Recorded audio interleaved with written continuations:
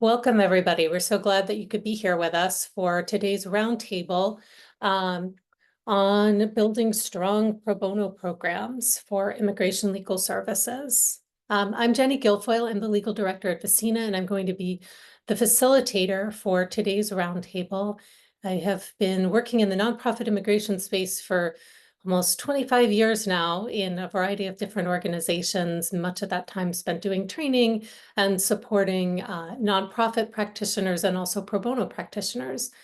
I am really excited to introduce you to our amazing set of panelists for today's roundtable. We really are lucky to have such an amazing group of advocates who've been working in the immigration space for many, many years. And I think it's correct that all of our panelists today have worked both in the nonprofit and in private law firms doing immigration related work. So they all bring an incredible depth of experience with building pro bono programs from many different sides of the equation. So I'm just going to quickly introduce you to our panelists, and then we'll jump in and get started with today's amazing discussion. So first we have Jayme Cassidy. Jayme is the Pro Bono Transactions Counsel at McDermott, Will & Emery, LLP. Jayme has dedicated her career to access to justice, advocating for underrepresented communities, and engaging in systemic solutions to empower them. So some of the work that Jayme has done in the past before joining McDermott, Will & Emery, she has served as the executive director of the Pennsylvania Legal Aid Network, where she provided strategic leadership for 9 regional legal aid organizations and 6 specialized legal resource organizations. She was also the pro bono advocacy director at Legal Services of Greater Miami. So Jayme, we're so excited to have you. Next, we have Kristin Clarens, who is the pro bono coordinator at a large nonprofit in Virginia, the Legal Aid Justice Center, that engages in a lot of immigration work. Kristin is a lawyer and a community activist and volunteer with more than a decade of experience supporting immigrants. Her legal background is in international law, and she's worked as a lawyer and sometimes a lobbyist for DC law firms for more than 12 years. Next, we have Jessica Daly, who is the pro bono coordinator at the Hebrew Immigrant Aid Society, HIAS, in Pennsylvania, where she facilitates all aspects of the organization's pro bono work in collaboration with its legal service programs. Before joining HIAS Pennsylvania, Jessica also worked at both small and large law firms, as well as several public education-focused nonprofit organizations and the juvenile rights practice of the Legal Aid Society of New York. And finally, we have Theresa Dykoschak, who's the pro bono director at the Advocates for Human Rights in Minnesota, where she promotes volunteer engagement and increases capacity to leverage contributions from more than 1,000 volunteers on an annual basis. Before she served in that role, Theresa was a staff attorney in the Women's Human Rights Program and also an attorney at Baker Daniels, in Minneapolis. So welcome to all of you. Really excited to hear what all of you have to say. Here's what we're going to be covering in today's roundtable. 3 main topics. There's so much to say about building pro bono programs, and these are the topics we're really going to focus on today. First, just talking about how pro bono attorneys can be helpful to your immigration legal services program, how they can help increase your capacity, what kinds of cases are useful to give to pro bono attorneys. Then we'll talk about strategies. So once you've decided that you want to build or increase your pro bono program, we'll talk about strategies to use to recruit pro bono attorneys. And finally, we'll talk about once you've recruited pro bono attorneys, you figured out that you want to use them, how are you best going to train and engage them and make sure that they have the tools to do the work efficiently and well So how are you going to sustainably provide training and mentorship to your pro bono attorneys? Those are the main things that we're going to be focused on. So wanted to start off by hearing from all of you. So all of you are here today, I assume, because you're interested and think that pro bono programs might be useful. And we're interested in hearing what you think pro bono programs might be useful for. So we're going to use an interactive tool called Slido throughout today's webinar. And you can join today's Slido session in two different ways. Either you can scan that QR code on the screen with the camera from your mobile phone, or you can go to slido.com and enter the code that's right there on the screen, which is on this screen, it's number sign 2104493. Again, that's 2104493 at slido.com. And I'm seeing we're already having some folks type in thoughts here. Pro bono programs can be useful because of limited financial resources, filling gaps, increasing capacity, helping clients. Capacity is too much for staff to cover. Showing non-immigration folks how important immigration is. Cases can require attorney services, need to expand capacity. So I see a lot of great thoughts here about building capacity, really, and bringing more people into the work who might not have known about this work. Increasing community engagement and awareness. So there's both increasing the capacity of your organization to serve your clients and also building community education about immigration issues and why they're important. Okay, so with all those amazing, great thoughts, I would love now to turn to our panelists to talk about how pro bono programs can be useful. And we're going to start with a nonprofit perspective. And Theresa, I would love to hear from you about how you find pro bono programs to be useful and what is the value? Thank you, Jennie, and thank you for the opportunity to participate in the discussion today. I'm happy to be here. So pro bono programs are very useful. We are at the Advocates for Human Rights. We are a volunteer-based organization. We have been since our start more than 40 years ago. And we engage volunteers in every aspect of our work. And I know that we're focusing today on direct representation, direct legal representation, but also want to flag, like, don't forget about other volunteer contributions like interpretation and translation, legal research, non-legal research, report writing, fact-finding, observation, but focusing specifically on direct legal representation. I think participants have identified the ways that pro bono programs are useful for us. It helps us increase our capacity. We have about 35 staff members, but working with pro bono volunteers allows us to represent so many more people. It also grows an understanding of human rights issues, and volunteers themselves then become advocates for the work and for the issues. And they share that information with their family and their friends and their colleagues. It also allows us to increase our network and connecting with not just attorneys, but law firms and companies and other organizations, bar associations, helps us spread the information share the information that we have and the work that we're doing. And it also gives us access to expertise in a lot of different areas of law. So even though we may be working with non-immigration practitioners, the volunteers that we're working with are bringing such wonderful skills and different areas of legal expertise as well that might be helpful to the organization. And also, of course, it's beneficial to clients because they're receiving representation, which we all know is so important.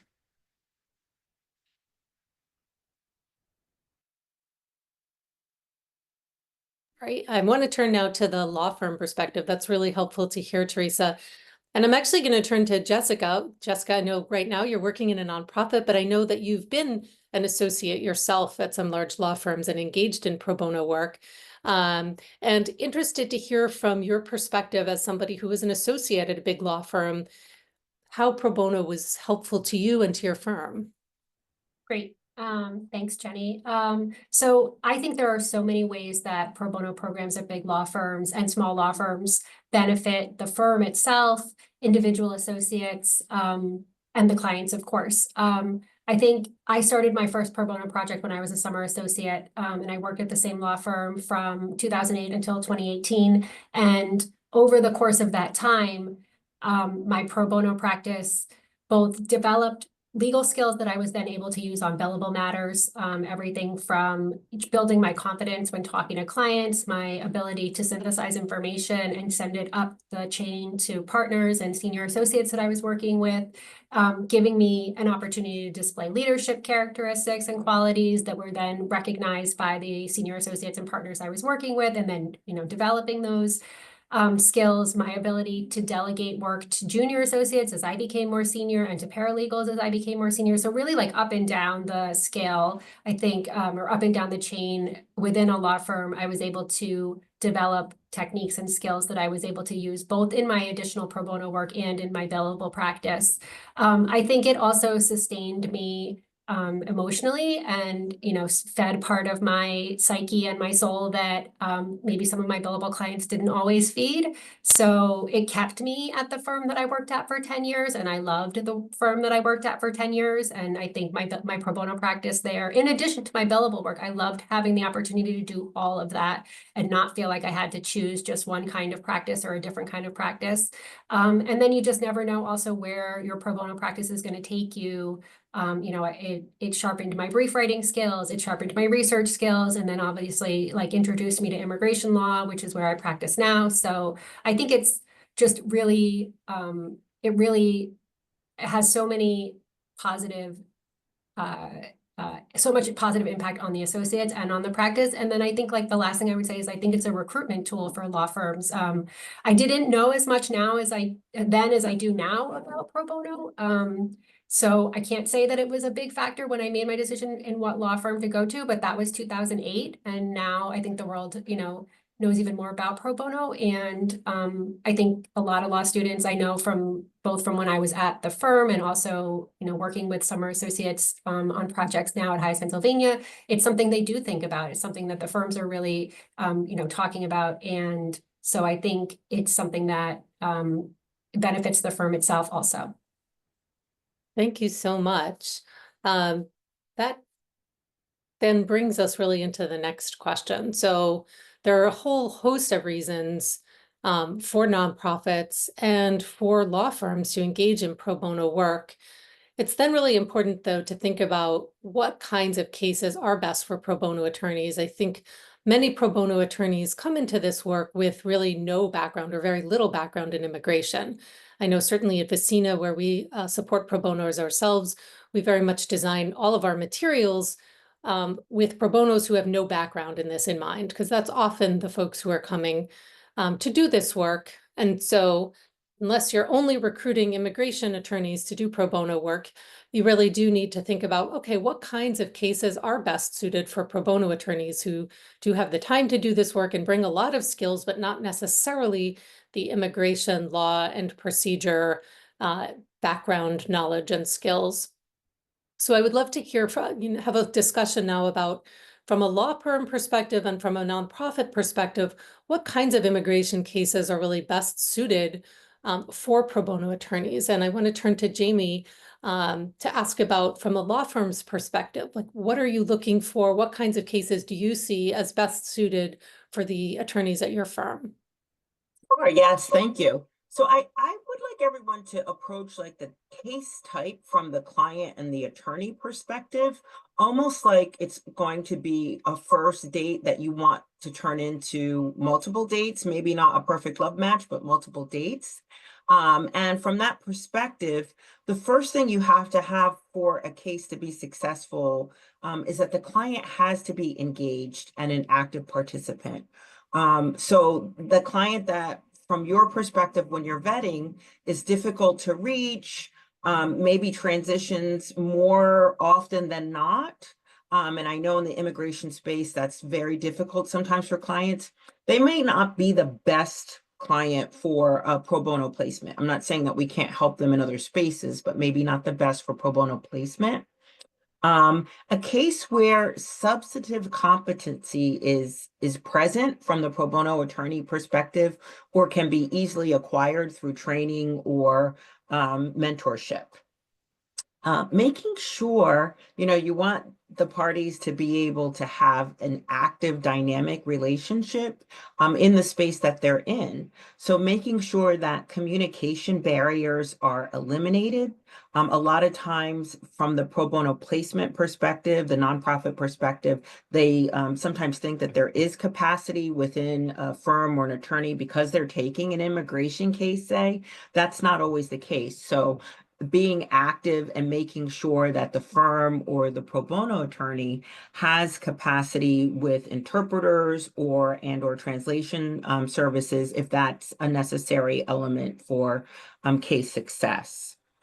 The next thing is to make sure that before you pass the client over to the pro bono attorney, that there is reasonable expectations or there's a defined legal objective or ask. That's not always something that can be easily or, black and white defined, but to the best of your capability, having the client understand that there's no guarantee perhaps that they will get the green card, or there's no guarantee that the family member will not be subjected to litigation in a space. So that way there's reasonable expectations. Think about it as, your friend wants to get married in a year, but the friend you're setting them up with has no intentions on ever getting married. That's not a good placement. There's no clearly defined objectives in that space. So just making sure that there's a defined ask of the pro bono attorney from the firm perspective. Making sure that the time constraints are understood from both sides, right? Sometimes clients don't understand how long the process will take. That's the same for the pro bono attorney sometimes, especially if they're new to this practice area, or if the case has nuances that sometimes may not be time restrictive in other types of cases that the attorney may have handled for you. This is a special case and there might be some more time constraints placed upon the attorney or added time constraints placed upon the pro bono attorney. You want to make sure they're aware of that so that they are carving out or understanding that there's going to be extra time or what time this case will take them so that they can provide the client the competent legal time that the case needs to be handled ethically and under the rules of compliance and engagement, communication engagement. And lastly, I always say, again, what will this type of case leave with the pro bono attorney? Is it going to be a good taste in their mouth? Is it going to be a lemon, or is it going to be something sweet? Or is this going to be a good date, basically? And not everything will always be perfect, but you want to make sure that the cases that you're placing have all these reasonable objectives or goals that have been articulated, so that you want the pro bono attorney to, even if the case is not a success legally on the legal perspective, you want to make sure that the pro bono attorney wants to come back for more, is going to say good things about the project or your program, so that, I think one of my colleagues said, you're building a foundation of attorneys who can assist you moving forward. Thank you so much.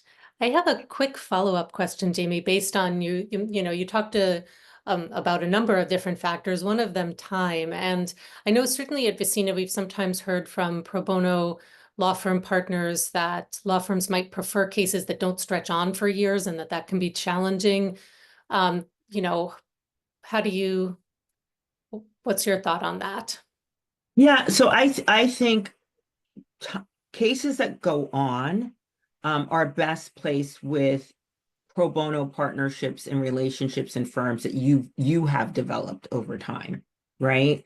It is true that cases that last less than a year, unless it's a litigation case, tend to be a little bit burdensome sometimes because the ebb and flow of revenue generating time constraints.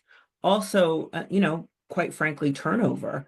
So in the beginning, I would say if you're training up a team of pro bono people, you may want to have those cases that are, 12 months or less. If you have cases that are 6 months or less, you want to build layers. You want to build that foundation of layers. I know that there are attorneys in firms who have, they're there, they've been around forever. They know the ins and outs and the dynamics of the process. So those might be the attorneys that you go to for cases that may extend beyond the 12-month time period. Great, thank you so much. Now look to turn to the nonprofit perspective and ask Kristin, what kinds of cases does your organization, what have you found to be best for pro bono placement? Hi, everybody. Echoing what Jayme has just shared with us, some of the cases that we find the sort of most fruitful and easiest to place are cases that have kind of a known timing quantity, a start, an end, and a sort of estimable time of hours that it'll take an attorney to accomplish, and that sort of play to the attorney's areas of expertise, have limited prospective conflicts. So that I practiced at a firm for a long time, and we were able to take a lot of immigration cases because the likelihood of these types of clients coming onto a large firm's client conflict database was limited, and that's really useful. I should also say my pro bono program spans lots of topics, not just immigration. So sometimes when we're talking about zoning or real estate or something like that, we can get into some tricky prospective conflict issues, or firms or partners might not want to wade into that, and it's generally an easier conversation in the immigration context. And the same goes with sort of political exposure. Sometimes there are certain types of immigration cases that are really great for law firms or solo practitioners that are looking to do something discrete, kind of knowable in terms of its quantity, and then also knowable in terms of the sort of any potential repercussions that could come. It really sort of, for us, we're in a small region of a state where everybody sort of knows each other. And so those relationships and the involvements that people decide to commit to are pretty critical in our context. And then the flip side of that is allowing pro bono attorneys to really rise to occasions that are sometimes really important. So thinking sort of specifically, I mean, we're in an interesting political moment right now that I'm sure has sparked a lot of people's interest in being part of this roundtable today. There's an increased need for support in the immigration context, but this isn't the first time that's happened. Years ago, in our small community, when the U.S. left Afghanistan, we had a lot of people here who were affected individually in our community by that, but we had a very large lack of resources. We don't have that many immigration attorneys in our region of Virginia. And so you would have thought like, oh, that's a really tough problem to solve by a pro bono corps of attorneys. But instead, we had a lot of interest, a lot of commitment to kind of helping to close those gaps in our community. And so we were able to kind of find people who wanted to rise to the occasion, develop, I think Jessica's point of kind of not pigeonholing your practice in a certain area and expanding your reach, keeping us, we're curious, interested, and committed people. So kind of serving up programs in a way that allow attorneys to expand their scope, deepen their practice, diversify their practice, fill their souls back up for by supporting their community. And we've had a really great track record of asking attorneys to do important, meaningful, and life-changing, high-impact work for our community and having them respond favorably. So that's, I think not the typical work that that I was given necessarily in my law firm, of sort of sometimes really heroic gestures that are time-consuming and life-changing for both the clients and the attorneys.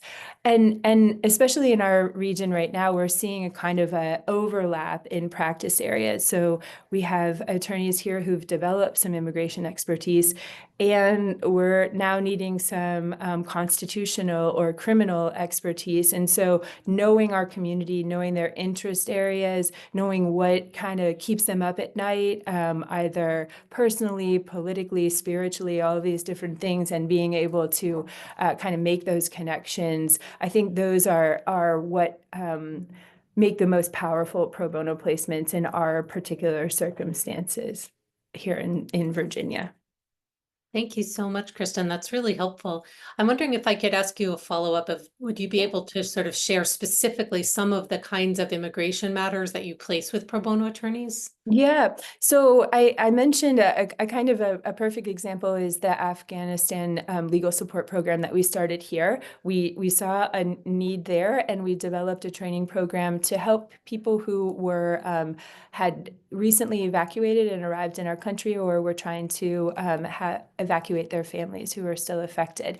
And we placed lots of those cases, and we had a really positive impact on our community. And then over the course of time, the needs of those community members have changed. One of the things about immigration law generally is like the cases evolve as people's lives evolve, and sometimes their immigration law is not the only need that some of these community members have had. They've had questions about education and other sort of access to public benefits, family law, things like that. And so we've been able to provide lots of different supports, sort of adjacent supports. And we've also kind of gotten the community hooked. Like, we are really good at providing support for this community. So as the needs have changed, we've been able to take both affirmative and defensive asylum cases, and have had clients, unfortunately, who've had issues with detention. And we've even had people step up and take cases representing people who are detained. So kind of a full suite, and developed a sort of thematic approach to that work. And we're expanding that now to a pretty robust special immigrant juvenile program, which has some of the similar criteria and ingredients: high impact, big need, and allowing lawyers to really tap into the kind of like highest ability to make change in their community. And we have found that to be very compelling in our program. Thank you so much. It's really helpful. And on the next slide, we're going to see that we have a case scenario that kind of brings together some of the questions that Kristin and Jayme have been talking about. Anna is an attorney at a small nonprofit organization in a medium-sized city. Her nonprofit offers immigration legal services to asylees and refugees. The organization has only sporadically used pro bono volunteers, but now sees a real need for additional legal help. Anna's been tasked with building a pro bono program for the organization. She's trying to figure out how best to find attorneys who might be able to take on pro bono work, and she's creating a plan for who to approach and how to approach them. This is what we're going to talk about in a moment. But before we get to that, the first task she's identified is determining what types of cases might be good to place with pro bono attorneys. And on our next slide, we'll see that we have a Slido that actually lets you weigh in based on what you just heard in the discussion here and your own experiences about what you think about which case types Anna might want to consider for pro bono placement. And again, you can use the QR code or join us at slido.com using the code 2104493. So I'm seeing several people weighing in. People are saying cases with clear deadlines, that's really a really important thing. And some people are saying that one-day clinics on specific topics might be a really great type of case to place with pro bono attorneys. And I'm seeing 0 votes for cases with complex legal issues or complicated criminal histories. And I think based on what Jayme and Kristin were saying, like, those can certainly be much more difficult to place. But I will note that both Jayme, Kristin, and I think Theresa and Jessica also touched on that there can be, and I think this kind of is what we're seeing here. Cases with clear deadlines, very specific topics are really sort of the easiest thing to place with a wide range of pro bonos, but you definitely may have pro bonos who either develop more extensive immigration experience or bring in experience from other areas of the law where you may be able to place more complex cases with a much smaller group of pro bono attorneys. But doing that, building a robust pro bono program can really help you develop those relationships and be able to find the people who may be able to help you out and take on those more complicated matters. So with that, we're going to move on to our next slide, and we've already started the Slido here. So thank you everybody who's been jumping in. We're going to talk now about, okay, you figured out pro bono is a good idea, and we have an idea about what kind of cases we even want to place with pro bonos. So how do you go about finding pro bono attorneys? And there are a number of different types of pro bono attorneys that you might engage, attorneys from a number of different settings. And, you know, you might be recruiting individual attorneys or solo or small firm practitioners, local law firms, large national firms, in-house counsel at companies. So there are, you know, a lot of different types of lawyers out there. And interesting to see that of those who are answering the Slido here, the largest number are recruiting individual attorneys or solo or small firm practitioners, and the next biggest vote goes to local law firms. Large national firms and in-house counsel at companies come in at about 25%. So let's actually now dive in and talk about how you would go about doing this and building a recruitment strategy to bring in pro bono attorneys to support your program. With that, I'm actually going to turn back to Kristin to talk about the nonprofit perspective. How do you go about recruiting pro bono attorneys? Hi again. So our program here is really relationship based. We're in sort of a community with known contours, and we built this program 5 years ago, and the entire sort of recruiting strategy was based on local visibility and relationship building, which I know is probably, you know, not unique to us, but it wouldn't work for some other organizations. So we attend pretty much every local event where attorneys will be present, even if the attorneys are gathering on totally unrelated topics. So things like trust and estates or something where we feel like, oh, the odds might be low, we are still there as much as we can be, to sort of like build these relationships, get to know people where their interests might lie, and also just sort of spark some curiosity about the work that we do through our pro bono program.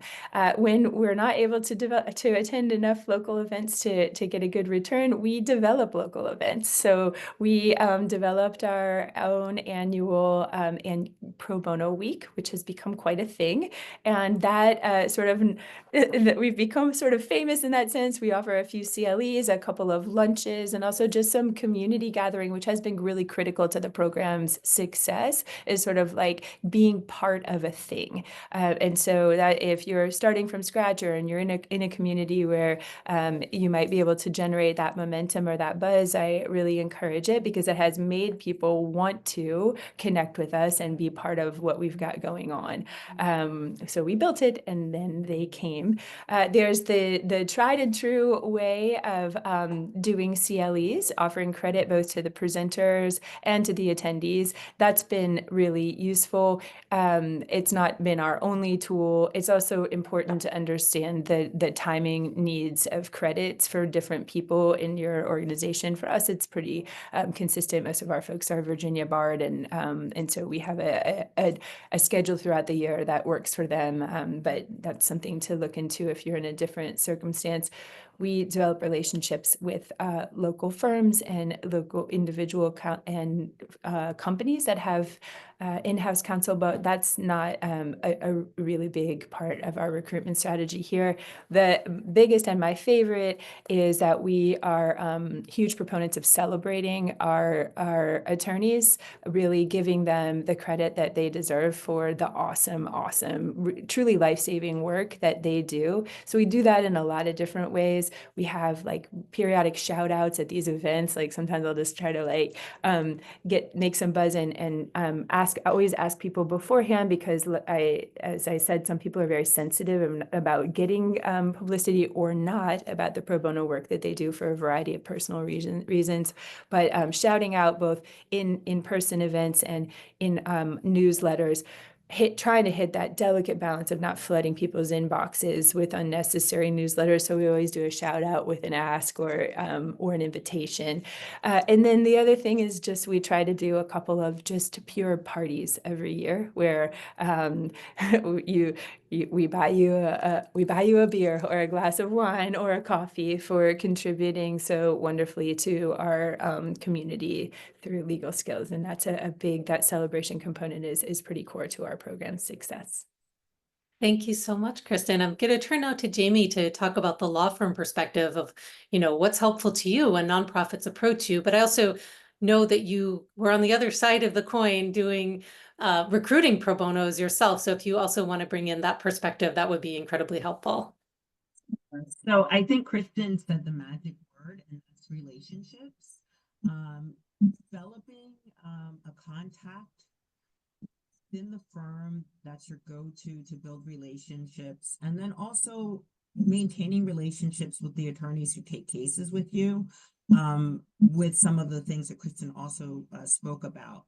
I think the best way to put your foot in the door, and Kristin mentioned this, is to host some lunch and learns with CLE, offering the substantive as well as cultural nuances and ethical components is very attractive to law firm attorneys and pro bono volunteers for two reasons. One, sometimes the cultural and ethics components can vary by state and be specialized, and they don't always have access to that. But two, it also helps them become a better attorney. Making sure that there's training and mentorship either on your end or within the firm or through a bar association is also very attractive for attorneys to take on pro bono cases. And then following up, I think training and mentorship are great, but adequate supervision, which I think people sometimes confuse mentorship with supervision, but making sure the pro bono attorney has adequate supervision if necessary. So a lot of times you have eager associates that sign up for a case, but it's very attractive to them if you can say to them, gee, is there a partner or a senior associate in your case that would love to do this with you? You might have someone who's already in your pro bono data bank that's helped in the past that you can connect them with. Making sure that there are resources if it's appropriate. So are there templates that you can give the attorney? Are there already, fillable documents that the attorney can use? Making sure that they understand that that's a resource that will be available to them, so that it's not as daunting if it's perhaps the first or second time that they're taking on a case for you. Marketing, making sure that your ask, the blurb about the client, about the case, is heartfelt, it's genuine, it's not standard legalese, helping the pro bono recruitee understand that this is not just a case, it's an individual or a family perhaps that they're going to help, is also very persuasive. Helping law firms identify and associates and partners identify the professional development component to doing pro bono work. Perhaps someone has never had a client interview, and this will be the first time, and they'll be able to develop those professional skills. I've had people say that they've never been to court before, so they're going to take on a case for the first time, and they're a partner now. And it's very exciting for them and the team of associates that they're going to have help them. Making sure that the attorney understands that at the end of the case, whether there is genuine legal success, that there's going to be a feel-good component. And I think someone mentioned this, that just overall that they feel good about helping someone. A lot of times clients have said to me, I know the attorney wasn't able to obtain XYZ for me or get this done, but they made me feel visible. They made me feel like I meant something. They made me feel like a human being. And the attorney will feel that as well. So making sure that the attorney understands that they will be touching someone's life, they will be making an impact in someone's life, whether or not there's success on the case. Also, recruitment comes, and a lot of my colleagues mentioned this, and you put it in your prompts. There's a variety of cases that attorneys can choose from. So whether it's a solo individual case, whether it's a clinic, a group or team building project that the firm can do, is important and helps you with recruitment strategies. Sometimes that one-off clinic can develop into repeats who want to take individual cases and vice versa. And then this was mentioned, and listen, attorneys are, hams in their own way. They like recognition, they like to be seen and heard. Not everybody signs up to do a pro bono case for recognition, but if you can, recognize firms or solos that take cases in your social media, on your, pro bono newsletters or your nonprofit newsletters that you send out.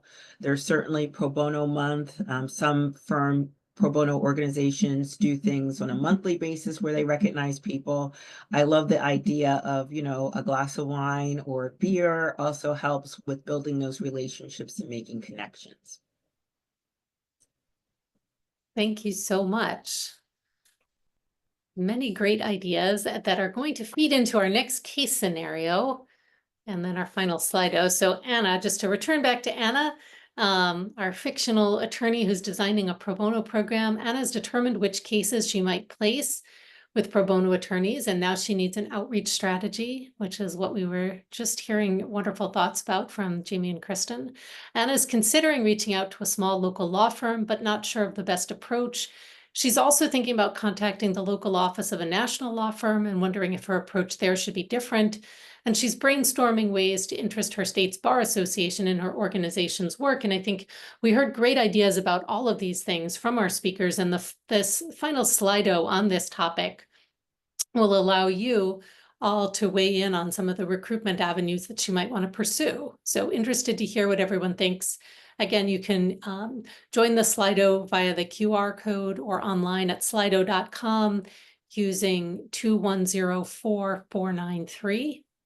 And everybody is excited about the idea of hosting a free CLE. I know we just heard about how helpful that can be with cultivating connections with law firms or companies, and then reaching out to pro bono counsel, folks like Jayme at national law firms or local law firms, if they might have a pro bono counsel specifically on staff. So there are a variety of different ways, and Anna may decide to pursue all of these things. It's that's also going to depend on your organization's, the scope of the pro bono you want to provide and your staff ability, but there are a number of really different excellent avenues here that Anna might choose to pursue. And that really brings us then to our final topic. And this is something that Kristin and Jayme were already teeing up for us, is once you have recruited folks, and even as part of the recruitment process, to be able to explain to law firms what kind of support you're going to be providing. Because again, many times you're going to be recruiting folks who have little or no experience in the immigration law arena. They're going to want to have training and mentorship in place, and you're going to want that as well to make sure that they can competently handle their cases. So of course, there are a variety of different ways to provide support, mentorship, training support to pro bono attorneys, and those can include in-person or live trainings, which has so far gotten the most votes about nonprofits that do provide support to pro bonos. A slightly smaller number provide individual or one-on-one mentorship. Pre-recorded trainings, 50% of respondents use those, and group mentorship, which is actually a model that we use at VECINA, including using office hours to kind of maximize our staff time. And also, honestly, we've found that that can be a really helpful way for pro bonos to learn from each other and to learn answers to questions they didn't even know they had until someone else asked. So there are a variety of different ways to provide supports, and your organization might decide to provide all, some, or none of those. So now I want to turn again back to our panelists to talk about both from the nonprofit perspective and from the law firm perspective, what kind of supports pro bono attorneys need. And Jessica, I'm going to come back to you as somebody who herself was an associate at a large law firm, did a lot of pro bono work. What kind of support do you think that pro bono attorneys need? And really focusing, I think, on pro bono attorneys with little or no immigration experience. Right. So I would say 99% of our pro bono attorneys have no immigration experience other than their pro bono experience. Immigration practitioners don't come to HIAS Pennsylvania for pro bono, they do it on their own. So all of our pro bono attorneys don't have immigration experience. And I would say that most of them, including myself when I was a pro bono attorney practicing at a big law firm, most of them want one-on-one individual conversations. That's just, I think, the nature of all of us. We want to have our specific question answered when we have it. And realistically, that's not possible. If you think about the idea of pro bono as building on economies of scale, if every single conversation has to be with me or with the program manager of our removal defense team, for example, then there is no economies of scale because we could just do the work ourselves. I mean, even, I'm exaggerating a little bit because obviously once I explain it, then there's still the work to be done, but you can't create a bottleneck by trying to provide the individual conversation for every single case. So I think a lot of my experience as the pro bono coordinator over the last 5 years has been figuring out like what needs to be an individual conversation, what can be an email using a template that I've already written because the same person has had this question many, many times. So I keep a running Google Doc, to be honest with you, of stock answers to certain questions that are just that straightforward and that common. Also, of course, if you have anybody else that you work with in your team, I have a part-time paralegal, so she can answer some questions and she, making sure she knows the answers to the questions. And figuring out also, and I should have said this maybe at the beginning, because the first place that I really want pro bono attorneys to go to when they have questions is to the resources that I've spent a lot of time creating or borrowing from somebody else. So VECINA obviously has amazing resources that I direct people to all the time. There's so much expertise out there in the immigration world, and I find the whole immigration bar to be so much more collegial than any other bar I've ever practiced in, that there's no reason not to borrow from other organizations when they share their materials.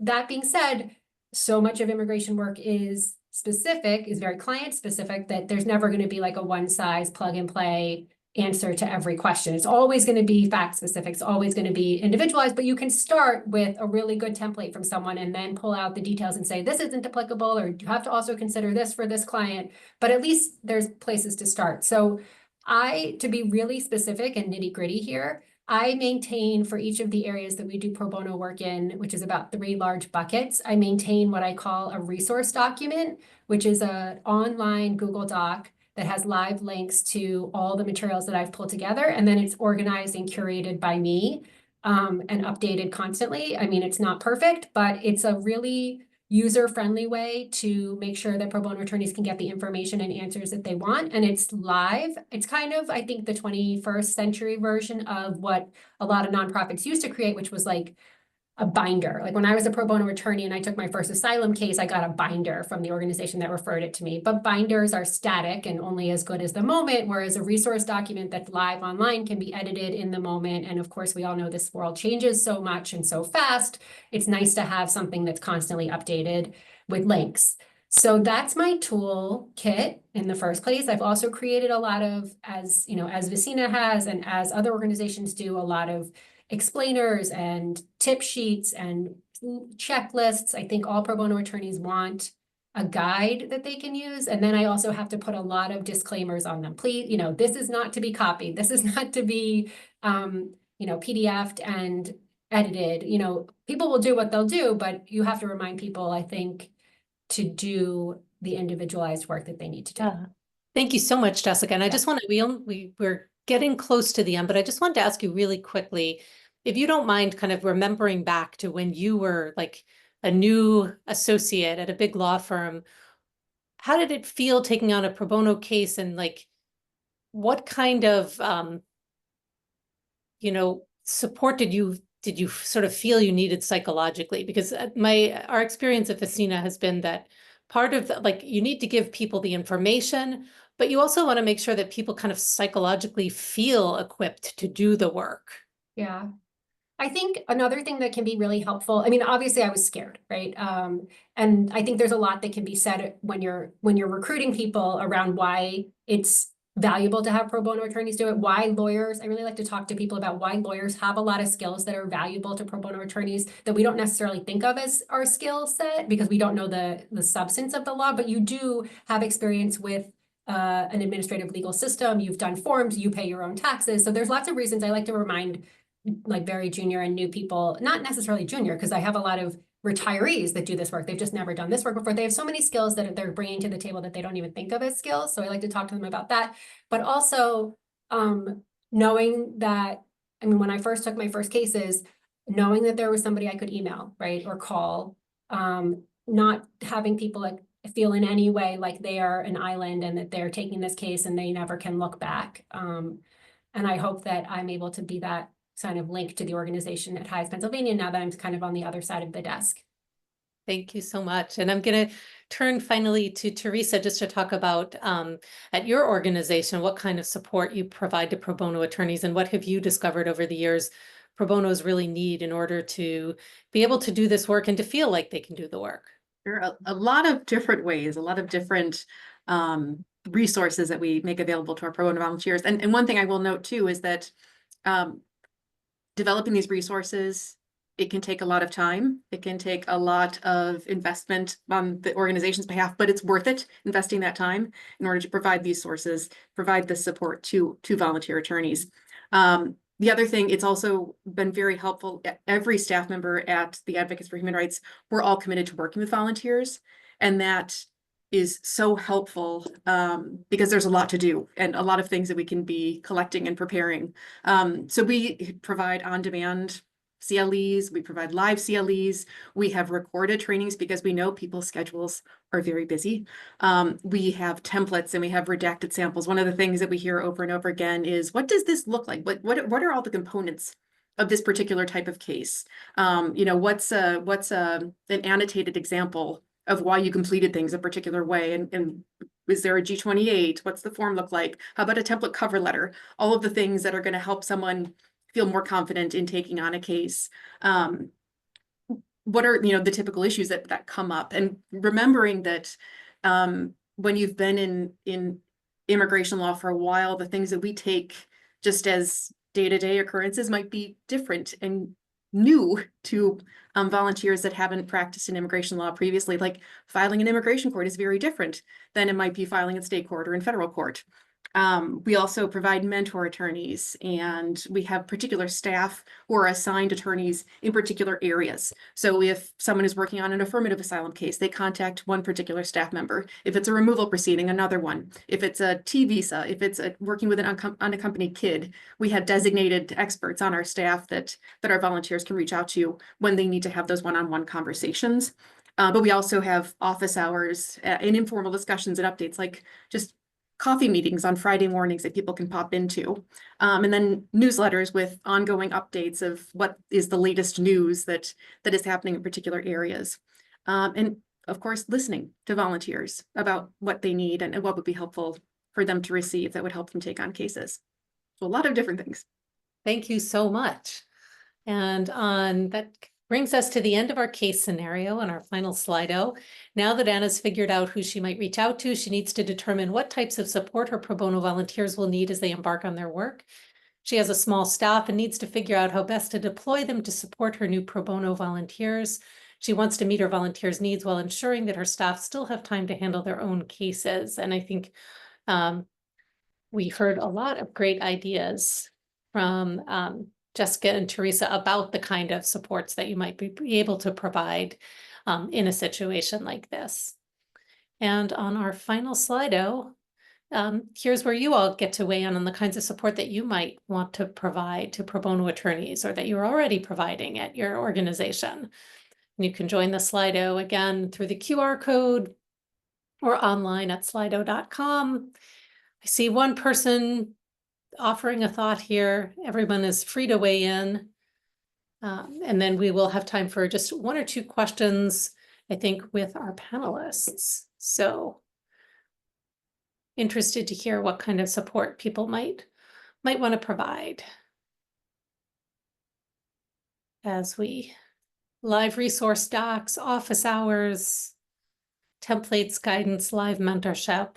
Yeah, these are all different components.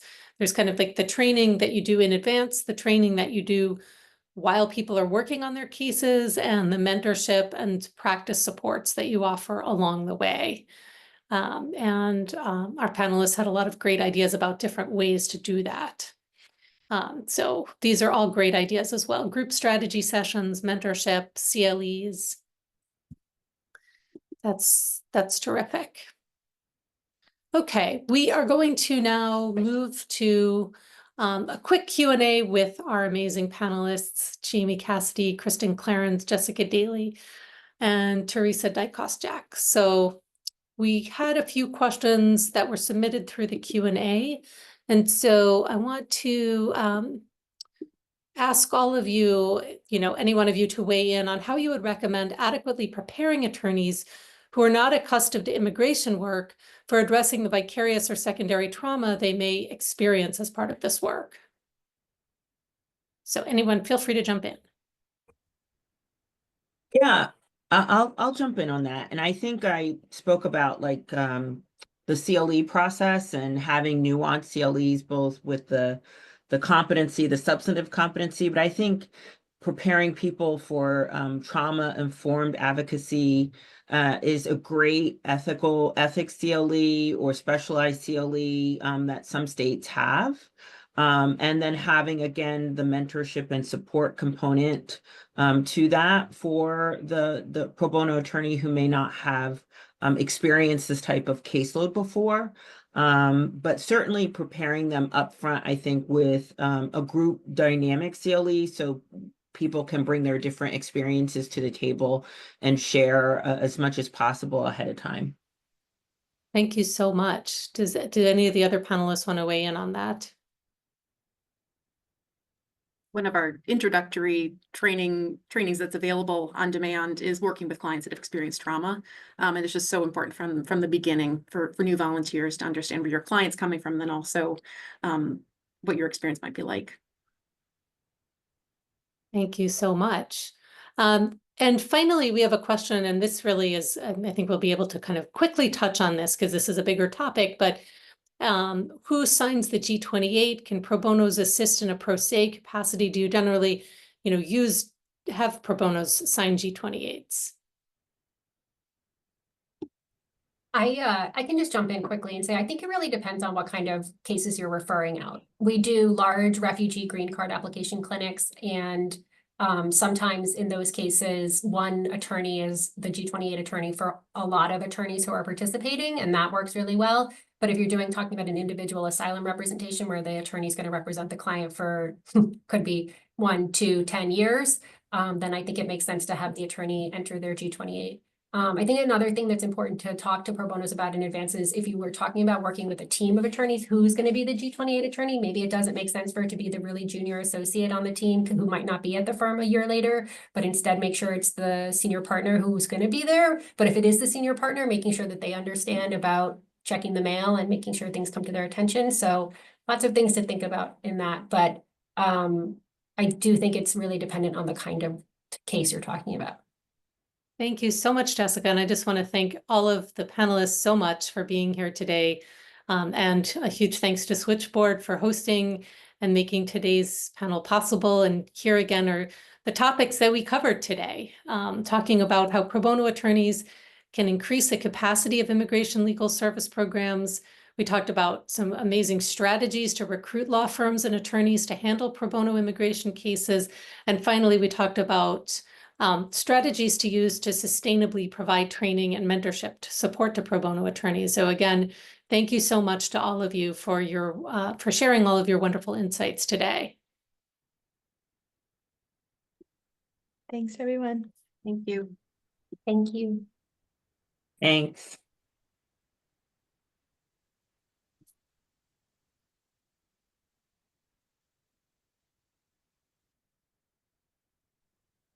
Thank you much to all of our speakers today. On the screen, you see a QR code for our satisfaction survey. It is also located at a link in the chat. Please take this time now to complete that survey. And next, please find the link to our recommended resources for this event.